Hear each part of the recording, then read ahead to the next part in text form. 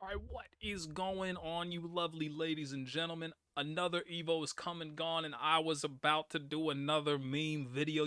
I haven't done one in a while, but about, like, I commentate every Enkidu match in top 16 of Evo. And then the actual plan, I had a whole plan. I was going to do, like the John Travolta thing, which I believe is from Pulp Fiction, where he has his coat in his hand and he's just kind of looking around like, what's going on? Where is everybody? I was going to do that just for funsies. But then I thought I had a far more interesting idea. Instead of just being an idiot that's just gonna make people roll their eyes and be like, this dude with Enkidu all over again, my goodness, I wish he'd stop. I would instead look at the statistics for top 48 in total, because I found it very cool that in top 8, every character was unique. Forget the whole top 6 thing. I hate that Evo has done this top 6 thing. I hate them. I would strangle, not strangle uh to completion, but like, make them worry a little bit over this decision to do top 6 instead of top 8. But in top 8 of the Under Night tournament, every character was unique. And right at ninth place, it got broken. There was a second Elton player at ninth place to break the unique character spread.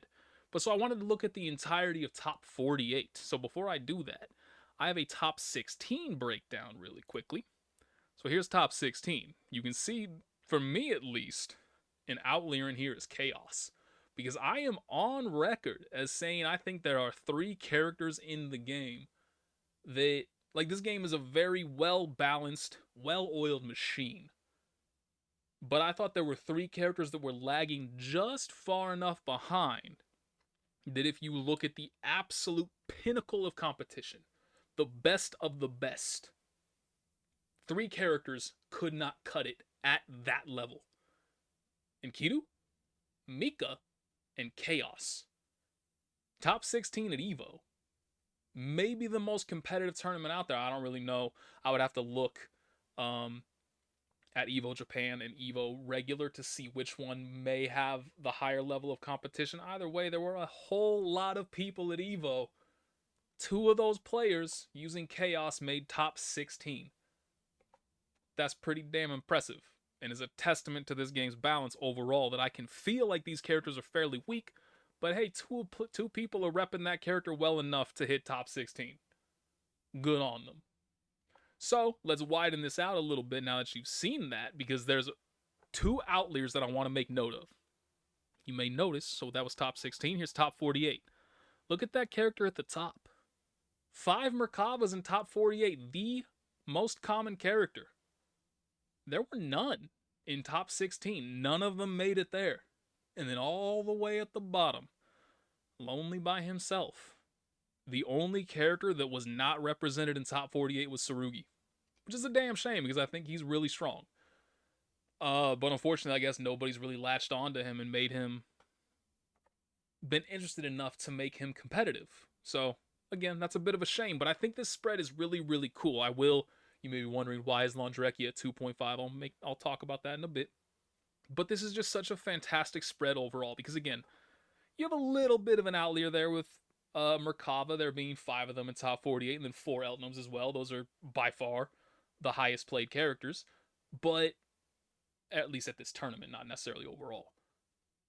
But 5 Merkavas in top 48. Contrast that to like Tekken 8. There were, I believe, 4 Dragonovs in top 8 alone. So, like, this spread is absolutely fantastic, and that there's only one single character not represented in the entire top 48 is so cool to me. And even then, it's not even like it's just because Tsurugi's not good enough, he's not competitive enough. He absolutely is. There just isn't somebody repping the character to bring him all the way there. But so anyway, so the 2.5 for Laundrecchia, the reason for that is there were a few players that unfortunately, were never on stream throughout all of pools, throughout all of the time that the game was streamed. They did not show up. So the Laundrecchia is a player that goes by the name of Reflective Jade, who I found some locals that are not locals, some online tournaments that they played in, and they were always playing Laundrecchia in that. So that's why. And then I guess I should have done the same thing for Phonon. Phonon should be at 1.5 instead of 2, because another player, Ripu, was never on stream. But I looked up, I'll post a link to the website. If you are not aware of it, there's a website called keeponrock.in, and there are separate versions of this for Undernight, for Guilty Gear, and for Blaze Blue. And so I just looked, that was the first stop that I went and I looked up all these players that were never on stream to find out what characters they play if I didn't know them. And every single match that they have listed is Phonon. So I'm just assuming they are a Phonon player. And the third, if you actually go through and do the math here, there's only 47 players. Where's the 48th? Well, number 48 is a player by the name of Psychotic, who I looked up footage of. I found 3 different tournaments that they played in. In all 3 of those tournaments, they played a different character. They played Ori, they played Seth, and they played Waldstein. So given that they were never on stream, I have no idea who they played, so I can't really include them. So there's one little asterisk out there that they played somebody. One of the characters on this list should be bumped up, but I have no idea who they played. So unfortunately, I cannot include them. But aside from that, like I said, dude, this spread is so cool. It speaks for itself. The game's just really well balanced. It's in a great place. I may cry about Enkidu until all the sodium leaves my body from my tears, and I have to go replenish it by eating some very salt-heavy foods. But Enkidu's clearly in a fine enough spot to hit top 48 of one of the biggest tournaments that Undernight has ever seen. It's really cool. So either way, that's the little graphic. What was the other? Did I have anything else? Oh, it doesn't matter. Yeah, that's it. That's my everything. That's all I had to say. Like I said, the graphic kind of speaks for itself. The 2, actually, now that I'm looking at this a bit, 3, 4, 5, 1 Gordeau in the entirety of top 48, which was Crimson Commander.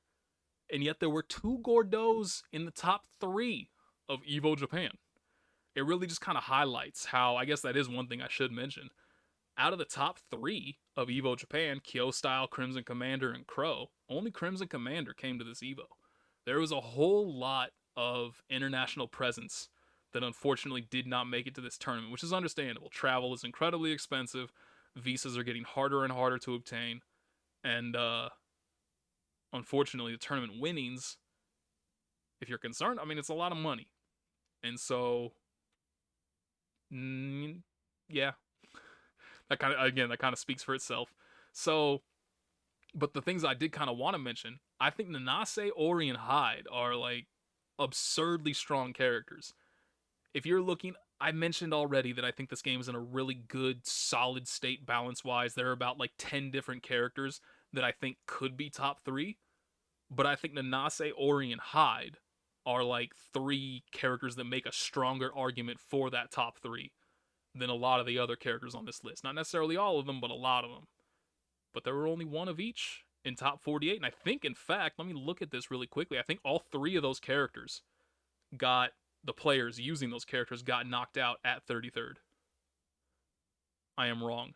Hyde was Miyagi. It was Miyagi something else, but their name was too long to write down. Oh, Miyagi and Vorpal Hedgehog. Hyde and Nase players respectively. They got 17th place. So they got a little bit higher. But yeah. I'm just kind of rambling for no reason now. There you go. Top 48 character breakdown. I think it's interesting. I think it's cool. The game's in a really solid spot. Go buy it. Unfortunately, I think, let me go check. Surely, after EVO weekend, if there are any halfway intelligent, it's still half off. Under Night and Birth 2 is still half off on Steam. Go buy it. Go play it. You might run into me online. Yeah. It's incredible. And I even saw somebody say, like I've said it before, and I saw other people talking about it before, if every single person that has pondered purchasing the game and then went, no, I don't know if there are enough people playing. If every single person that has felt that way went and bought the game and actively played it, that would not be a problem. You would probably bump it up to one of the highest played fighting games online just from that, if that sentiment was just removed and you just went and bought the game and played it. But that's the hurdle that we have to overcome. We just have to keep pushing people into it. So either way, Evo was fantastic. If you want to watch it, the VODs are still available. I don't know if they ever private them. I assume not, because I accidentally misclicked on one of the VODs and it was from Evo 2022. So I assume they're going to stay up. So if you want to see the pools up to, obviously it doesn't include every single match, but up to top 8, top 6, I guess. But all of that from top 24 to top 6, unfortunately, only included the winner's side. Um, but yeah, if you want to watch that, that is on twitch.tv/evo6. And then the grand finals are just on the Evo main page. So yeah, the VODs are there. They're still up. If you want to watch it, go watch it. Have fun, have a blast. The tournament was great. As you can see from the character spread, you're not going to be lacking if you're interested in any of these characters. So, thank you all for listening. Hope you enjoyed. Hope this was interesting. Peace.